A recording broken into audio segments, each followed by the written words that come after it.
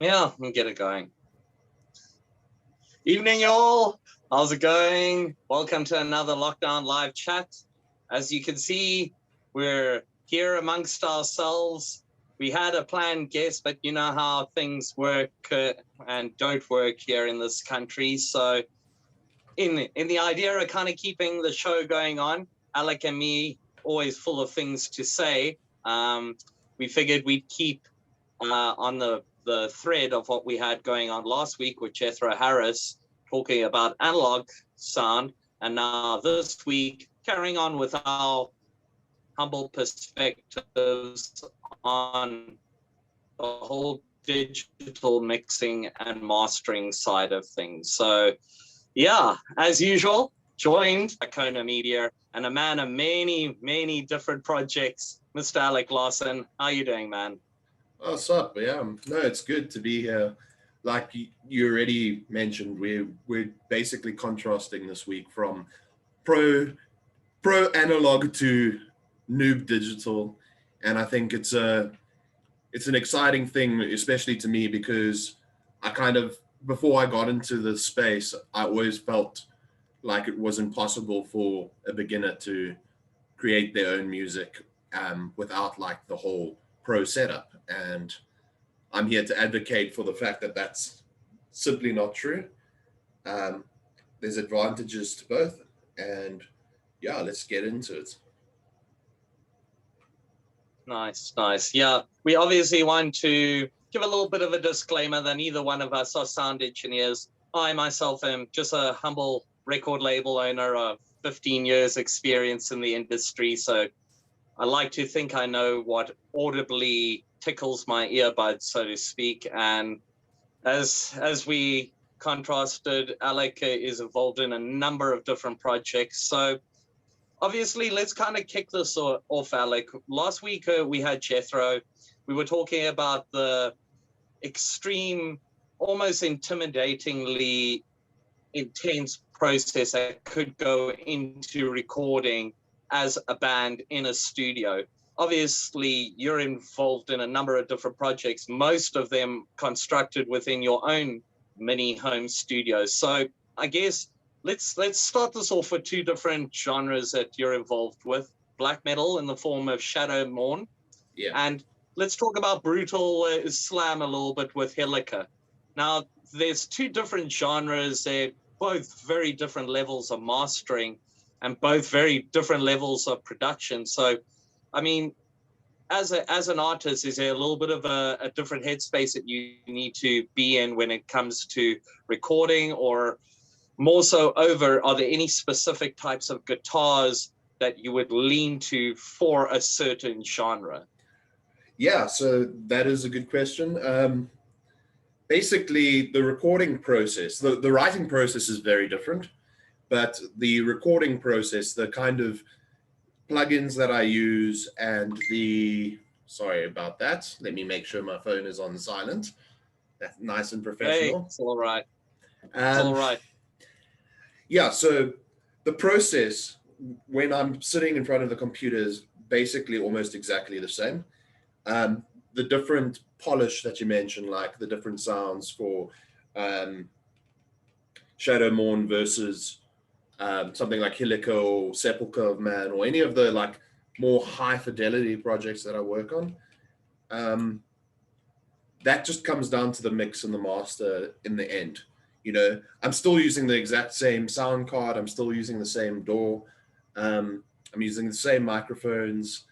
Yeah, it's literally the mix and the master. So with Shadow Morn, I handle that all because um, it's actually meant to be a more raw sounding thing. You know, like it was written with the purpose of being almost like a mayhem freezing moon era clone.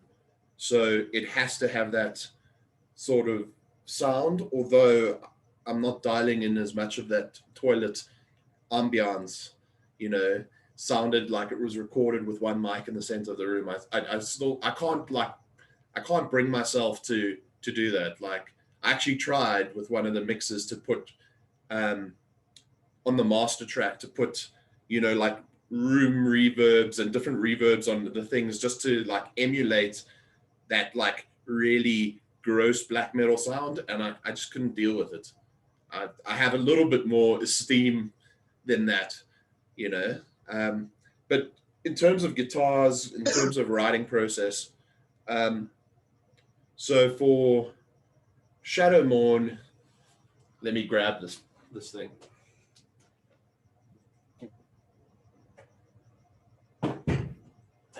Oh, you gotta love this. So Making it exciting, so unpredictable. So Shadow Morn, ooh, I have this American-made Schecter Damien Elite. It's a 6-string. I tune it to drop D, so it's basically standard tuning, but with this low string drop to D. It's actually the same tuning that I use for Incarnate Deity as well, because even though it's more chuggy and heavier, I like that for the black metal sound. You don't want to go too like dirty, you know. Right. And in terms of plugins or anything that you use, is there anything that's more go-to for certain genres? Like, is there a certain like compressor or any form of like something that you would use on any of the guitar riffs for a Helica, or is all this pre mixing and mastering? So I usually, obviously for recording, you want to hear what it sounds like back distorted. So with the high fidelity stuff, I don't really care about the amp sim that I'm choosing, as long as I can kind of get a sense of what it sounds like. Because invariably I'm just going to send basically what sounds like a clean acoustic guitar to Alan, the DI guitar, and he's going to reamp it and do his wonderful compression, equalization, all that jazz, right? For Shadow Morn, it's very different because it's self-produced. So with that, I usually have, you know, I like Guitar Rig, but I'm a pirate, so it's probably not the best thing to advertise. But recently I've been looking into, there's quite a few free plugins, and there is like a distortion pedal, and I can't remember it offhand, so I'll have to send you that to link in the description. And then yeah, there's like a head modeling. I haven't used the software for a while, so there's a head modeling thing. And the most important thing to the whole process is actually the cab sim. And the way that a cab sim works is it loads a special WAV file called an IR. And that basically models the input response of the speaker for, for the cab that you're using. So, and part of that IR WAV file is, you know, like the room's natural reverb and all that jazz. So that's actually where in the process like most of the sound comes from. Like before I got into doing that, I used to have the pedal in the head, and I was like, why does this sound like such garbage? Everyone told me that these free plugins were good, you know, because Guitar Rig is something you can just click and it just like, I want to sound like this, and it loads all those things in the background for you. Whereas if you're going to do it for free, which you can 100% do, then yeah, you can just hoy all that stuff. But in terms of Helica and in terms of Certus and not Incarnate Deity, Certus, Sepulchre of Man, that kind of thing, we've got 7 strings. So the newer one, which will be more on the Helica side of things. And yeah, this is Certus live. It actually hasn't been on a Certus album yet. And then there's a 5-string bass in the corner that I couldn't be asked to get. And that's like the Sepulchre of Man bass, because that's what I play in Sepulchre of Man. It's an Ibanez premium. Yeah. Well, I mean, we'll touch momentarily on bass because I think it is something that usually gets omitted from the conversation when it comes to the recording. But let's jump quickly into vocals.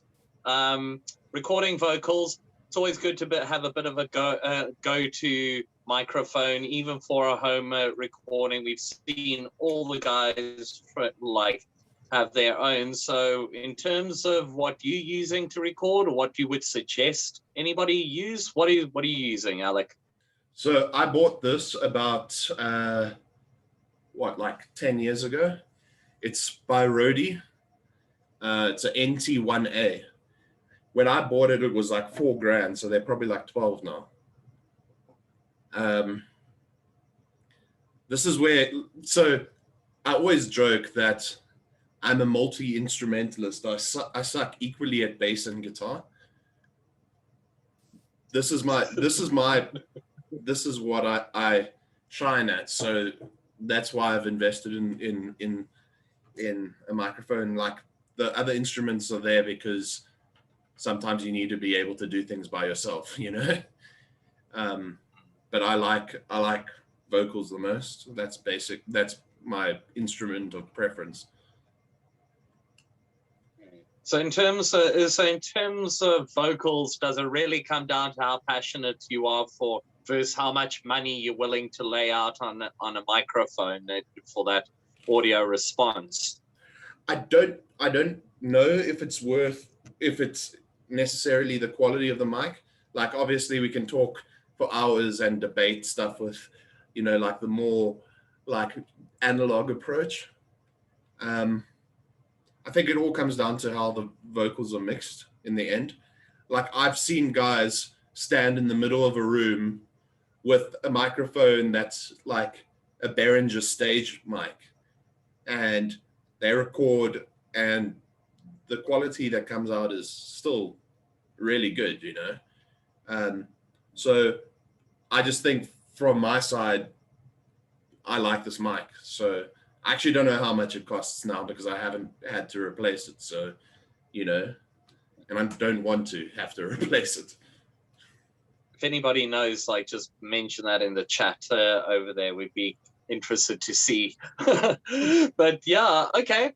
So you did mention sound and acoustics, the effect that you want to get, and certain plugins that can kind of create that level of ambience to at least give the guideline for the mastering engineer. But in terms of soundproofing for a room, when it comes to recording, is it necessary for a DIY project? It depends. If you live in a really loud area, like very cramped in, you might want to do it for your neighbors, depending on how loud your vocals are or how loud you're playing guitar. It also depends on, like how loud your neighbors are, because my microphone can pick up stuff seriously, like sensitively. Invariably, I try to record at a really cool time of day because I close windows, I close curtains, I put blankets and stuff so that any outside sound doesn't come in.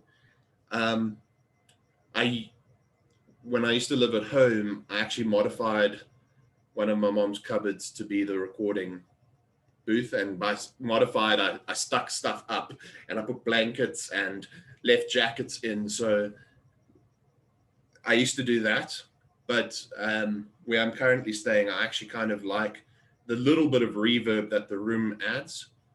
So now I just have the mic basically in the middle of my study, and I can just lay down something when I feel like it, you know. Awesome. Well, let's bring in one of the last elements, I guess. Bass guitar. When it comes to recording, a little bit different to when you're performing live, obviously. How far in the mix usually do you try record the bass as a guideline for the engineer beforehand? So normally the workflow I've usually gone for, it depends. If I'm doing the bass will be laid down first.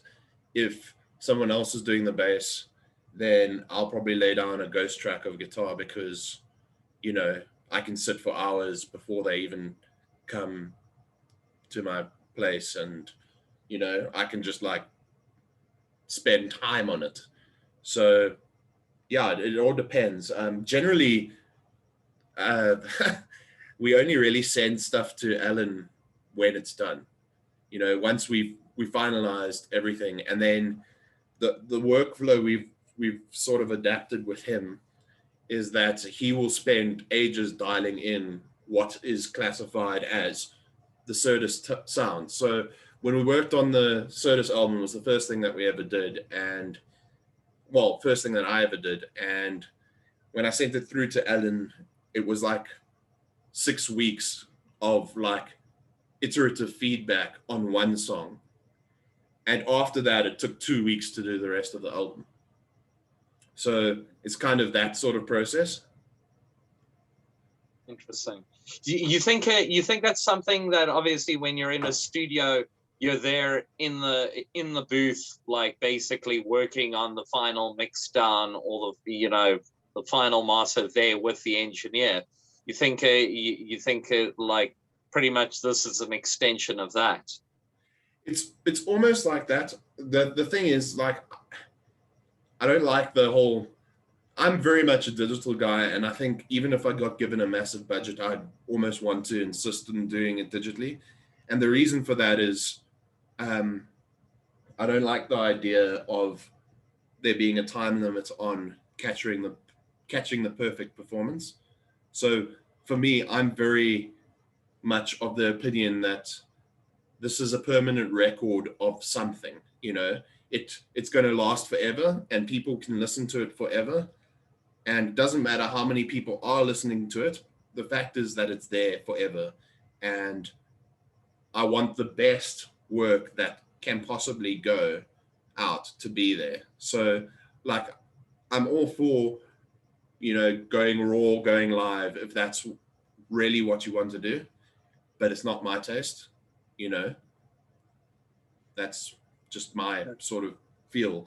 And, you know, like, the time pressure of you paying an engineer hourly to try get something right, it's weird to me to be like sitting in the room and everyone's there like wasting their time, you know. Like, I think I'd just be way too stressed to deal with that. I guess you do mention a good point. This does create a little bit of almost a creative like outlet for you to kind of perfect the sound. And I mean, also it's kind of what we were speaking about off camera earlier, the whole fact that you kind of wanted to drive the point home that bands should not feel disheartened if they can't afford a big studio budget. It's, you know, there's more afoot than pumping in like 30 to 50,000 rand on an EP or an album somewhere. Yeah. So for me, I would rather have bands churning out material. Like, I would go as far as saying, like, Lyle, you don't play an instrument, or not that I know of, right? If you understood the composition and you could do everything in MIDI, I would still say that you should do that. You know, like, I would go as far as, don't let anything stop you from generating music if that's what you want to do. So to me, the real art comes down to composition, and it also comes down to the final mix and master, which a lot of the time is out of my hands. So I really enjoy the composition element. That's where I spend most of the time. There's so many Guitar Pro files. So for people watching this that might not be familiar, Guitar Pro is a interactive tablature software where you can actually compose riffs and whatnot. There's so many Guitar Pro files on my computer that I've written, or that Simon, who's the lead composer for Certus, has written. You know, there's just tons and tons and tons of music. And for me, if that was your only option, if you couldn't afford a guitar, if you couldn't afford the sound card for recording guitar, if you went that approach, I would still respect you as long, and here's the caveat, as long as you're not writing stuff that you cannot play, you know? So if you're a live band and you wanted to go this full on like digital approach because you can't afford it, and that's really where I'm kicking home is like, if you wanted to go this approach, I'd still respect you, but don't write technical death metal that you can't play. And then, you know, everything must be playable. And I mean, this brings me back to the whole drum approach, right? Because it's no secret that I'm very much a program drum guy, because drum recording in this country can be expensive, and if you're unlucky, you can be taken for a ride. I've seen so many bands where, you know, they spent $3 or $4 grand a track to track drums, and then it sounds like it was recorded in a toilet, and that ultimately means the rest of their song sounds like garbage. So yeah, I'm a massive proponent of program drums. But interestingly, the Sepulchre of Man stuff is actually played. It's just played on an electric kit. So that's almost programmed because it's MIDI, but it's still got the performance, you know. So I'm sort of willing to meet that. You be flexible with that, you know. So Forsaking Faith, that's probably the way that we'll go for that, for the next EP or album, because Rory now has an electric kit. So, but yeah, the point that I'm trying to hammer home is the only limit, and this is going to sound super cheesy, the only limit is your creativity. Yeah, well, it's true. It's like, if you want to make music, you know. Like, I guess we're in a time now where, I mean, you could say the playing fields are even, you know. You have all of this functionality and not much of a budget. You can actually put together stuff. I recently just got a demo that was recorded like via, vocals were recorded via a cell phone, and they just put it over some raw tabulature, and from there I like, just hearing the music, I could tell like what type of style they were and what they were trying to do. And I mean, you know, 25 years ago, you never would have had this. It would have really been studio or bust. I mean, now with the intervention of Cubase and Pro Tools, I mean, you can pretty much record anything on your own, not even needing that much RAM. You know, it's like, if you're prepared to wait a little bit. Yeah, so on that note, you bring up the sort of concept of DAWs. Our engineer, Alan, that we keep mentioning, he actually showed me Reaper, because he moved away from Pro Tools to Reaper, because not just for the price, because Reaper is 700 Rand versus Pro Tools being a couple of thousand, but for stability, which is weird. The cheaper tool, Reaper, which is amazing, is a lot more stable than Pro Tools. It doesn't crash as often. It's got better support for your VSTs, your virtual instruments, and all that jazz. So, yeah, definitely something for people to look at. Maybe we'll include a link in the description for where people can get it. Yeah, definitely. Nice. Well, I mean, I guess let's pull this back. We've covered a lot of aspects, pretty much all the instrumentation. Is there anything within terms of orchestral elements? Stuff like Sepulchre of Man, which is very symphonic at the core. Anything you want to discuss about that? So, yeah, what's cool is I get to compose all my stuff. like I said, in Guitar Pro. And there's like, it's MIDI instruments, but you can kind of get a sense for what something's going to sound like in MIDI. So like there'll be a MIDI version of choirs, there'll be a MIDI version of different strings and all that jazz. So you can kind of get a rough sense while you're composing what it's going to sound like. But when I bring it into the DAW, I use something, well, I have a subscription service called Composer Cloud. It's by a company called East West, and it's relatively expensive considering I don't make money off of it. I think it's like $30 a month or something like that. But the software that I get off that is basically their whole suite, and there's like 70 or 80 different packages, and each package is, if you had to buy it, would be $500.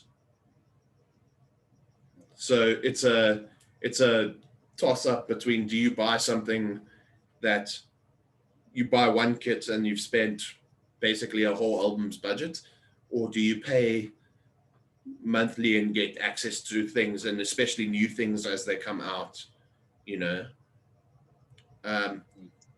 Where I can, I try to not be a pirate. So yeah, but it is an investment, I guess, in the band, in your own creative outlet, because I mean, again, you want to be able to have at least all the functionality of what a band should have there on at the click of a button. So I guess, yeah. So what was the name of the name of that subscription again? Composer Cloud. Composer Cloud. We'll try and include a link of that also in the description. Yeah. For anyone that might be interested. Okay, cool. So yeah, right. I think we've covered everything in terms of all the instrumentation, composition, and all of that. Okay, so I guess a general question, personal impression, I guess we are at the ass end of Africa, so we're at a disadvantage regardless. But in your opinion, can a band get away with recording an unmastered demo and expect a label or a promoter to want to bring them on? No. There's yes and no. I think the main no is it depends. There's lots of labels out there. There's tons.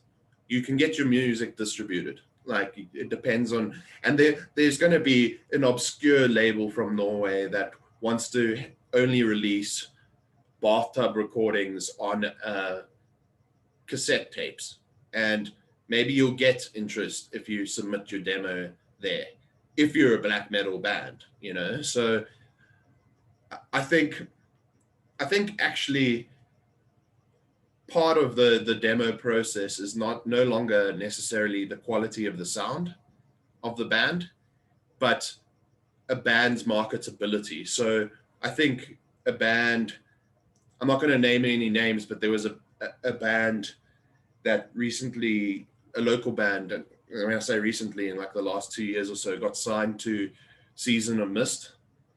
And like, from a production standpoint, it's you know, it's not super great, it's not the highest quality, but they had two very successful other projects before that, and it was a merging of these two very successful bands that then, you know, their number of Facebook fans on the new band skyrocketed because of the amount of success they had with other projects. So in terms of a label doesn't care if you've got an amazing sound if no one's listening to you. You know, you kind of, I think it's more important nowadays to be actually be able to prove that they're going to see some return on investment by creating copies of your album, you know, in general. And like, this is obviously not all labels, you know. I also think that people might have a twisted idea of what it means to be signed, you know. So I've got 2 signed projects in the States, and it's not like people are throwing wads of cash at me, it's still, I'm responsible for making quality music. It's just I've now got a distributor of digital and physical goods. So yeah, I don't know how I was going to round off this point, but that's basically my feedback. Yeah, well, I mean, you pretty much like kind of hit a very important point there. It's like getting the music kind of refined to the point that you're happy enough with it, even as a raw demo, because like you say, there is a market for it if you know the right guys. But also don't be disillusioned by the fact of being signed to a label and suddenly having a European tour in the bank or something. That just the reality is that record labels basically are distributors. I mean, even myself, like running MMD Records, it's the same thing. You offer a logistics line across certain countries for certain products. If the bands want to go get CDs or vinyls made, then it all needs to come into a budget. So it's kind of, that's why we had this discussion and push to do this chat between you and I, because of the fact that we wanted to address the idea of an artist can make whatever they want. You could still distribute it independently if you so please, until one day, if that day does come, a label wants to bring you on and help you out with some of the distribution. But there is a lot of information online that for any band to distribute independently. You guys could use DistroKid, which 90% of the bands are using if they are unsigned. It does come at an annual fee, so beware if you're not a very active band that's not actually putting out more than 2 or 3 singles plus an album maybe a year, might be a good idea to try piggyback off somebody else that might have an account to do that. Because like I've seen with a lot of local bands that have had accounts for 10 years or so and put 4 albums out, and it's like the motivation costs twice as much to have the album up than what you've gotten from streaming, or and that can be very disheartening. So I like what you're doing for the local community and releasing albums for them. So I think that's basically a very good point. Like, you can release it yourself, you just need to understand what you're spending your money on. I guess that sort of brings me to another point that I didn't actually touch on when you asked the label question. Artwork and having high quality designs and logos and all that stuff. It's no longer like, I feel when Soda started, it was like a massive barrier, because there was only really Pa Olofsson.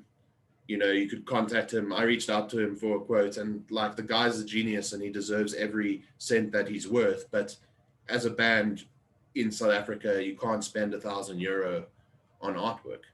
You can't spend €600 on a logo. So I think with the invention of stuff like Fiverr, which is a outsourcing platform, you can get logos for really reasonably priced, to the level of like the Shadow Mourn logo was ordered off of Fiverr. It cost me 270 Rand, and the guy is a whiz. And like, I think maybe Lyle, we can put that guy's profile down in the links, because like there are ways to do stuff now as a band that doesn't doesn't revolve in spending money, like you need to, or tons of money. Like, that's basically artwork important, quality and professional things important. Well, I think that's almost all the aspects that I think we needed to cover for tonight. We've touched on recording using different elements.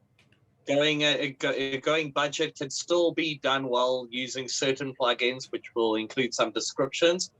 Mixing and mastering. An independent engineer, it's always good to kind of survey, I guess, the market, especially locally. There's certain engineers that might have mastered some of the bands that you really like locally, and it might be a sound that you've gravitated towards that they might be able to accommodate in mixing and mastering yours. Hence why Alec always goes with Alan of Dreamlab, because he's well aware of the sound. They've worked together on a number of projects, and I guess at this point, Alan kind of is, I guess, a fifth member of what the band, the fifth member of the band, so to speak, the quiet, outspoken final piece of the puzzle. So always a good thing to survey. Heinrich of Burning Tone is also a fantastic engineer. There's other guys like Daniel Lowe of Hulver that can help with mixing and mastering. Francois Fanamava of Fallen Prophets, same thing. Dolph Lombard. There are a lot of guys out there. So yeah, I mean, we've touched on the recording, the mixing, mastering. We've delved a little bit into promoting yourselves. We've had a number of chats revolving around PR, public relations. I believe in next month we will be actually having another chat with Corey and Curtis of the C Square podcast. Alec doesn't know this, but Corey is actually one of the senior metal writers at Metal Injection. So she's going to add some invaluable information for anybody that's trying to approach blogs and the best way to actually approach writers to get reviews, how to follow up, all of that good stuff that I think some of the local bands will actually appreciate. So we'll keep you guys posted with that. But yeah, I think for this week, I think Alec, I think we can call that quits for a week. What do you say? Yeah, there's one last final thing to plug, and so we've talked about like self-mixing, self-recording, self-mastering, all that kind of stuff, and I'm not an expert on the mix and master side of things, which is why I do the shadow more and stuff myself, because it's rawer recordings, but there are guys that do it themselves. So I think this is a time for a shout out to Gary from Nuclear Winter and Sean from Dead Man Risen. Those guys have proved that the solo project mentality can work, and they're both also fantastic engineers. So if you wanted to go that route, whether they'd want to help is a different question. So like, yeah, just the encouragement is there to just create music. You can do it yourself. You can go, there's all manners of ways to sort of generate music. The last thing that we didn't actually talk about was drums and the drum plugins. And there's a ton. I currently use Addictive Drums for myself. I don't know what Alan uses, because I invariably just send him MIDI and the key mapping for the drums. But yeah, so I use Addictive Drums. There's a company called Solemn Tones, and they have a drum plugin called Mjolnir, which is also very cool. And I must say, we're not sponsored, so we're not like referring anyone to great plugins because that's we're getting paid. We're not. So Mjolnir by Solemn Tones, and then there's like I've seen there's a new company called Agritone, and they have true cult drums. And then that's all I can sort of think of off the top of my head. There's Steve Slate, drums, Easy Drummer. So there's a ton of drum programming resources out there, and if you're going to program drums, it's one of the things that I think I haven't found good free ones yet. So it's one of the things that it's worth the money to spend on it, you know. So just that's the final note on that. And yeah, I think we're pretty much done. Yeah, I'm happy with what's been said. Yeah, I think we just needed to drive the point home, because last week there were a couple of viewers that were a bit disparaged by the prospect of having to go in for a big long recording. And I think if anything, we just kind of set a little level of calm. It'll be all right, guys. You can do this on your own. You don't need to mortgage your house or sell your car in order to put the next EP of your band out. You can do things yourself. And in fact, maybe that money would be more well spent on other resources, such as a marketing campaign and stuff, which we will delve into in the near future. But I think in terms of production, digital, I think we're going to call that quits for the week, Alec. Yeah. I think just on the note of comparing it to analog, it all depends on your budget and your sound, and if that's really what you want. If you want to record a 3-track EP and you want to do it live, and that's your whole appeal, then do it. Like if that's what's necessary. The point is that we're trying to hammer home is not that it's better either way, but that you can do it either way, and rather do something than don't do something because the costs are blocking you from doing it. Yeah. Oh, yeah. Well, I guess what we're going to do, we're going to use this as another to be continued, because next week we're going to be joined with Mr. Craig V, one of South Africa's most notable session guitarists and vocal trainers within the metal scene. He's going to add pretty much the omitting factor in what's been 3 weeks of somewhat intensive discussion on recordings. So I'm looking forward to actually speaking to him, getting a little bit of insight into dealing with bands, different personalities, and the different processes, recording in accordance to tone, and how to get to the right sound to fit in with the right guitar sound, and the intricacies that go into that. So yeah, stuff to look forward to. But yeah, we're going to call it quits for a week. Don't forget to like, share, and subscribe. I think this one was worth sharing. And yeah, we will catch up with you guys same time, same place on the interweb next week. Thanks very much, guys. Have an awesome week ahead. Laters.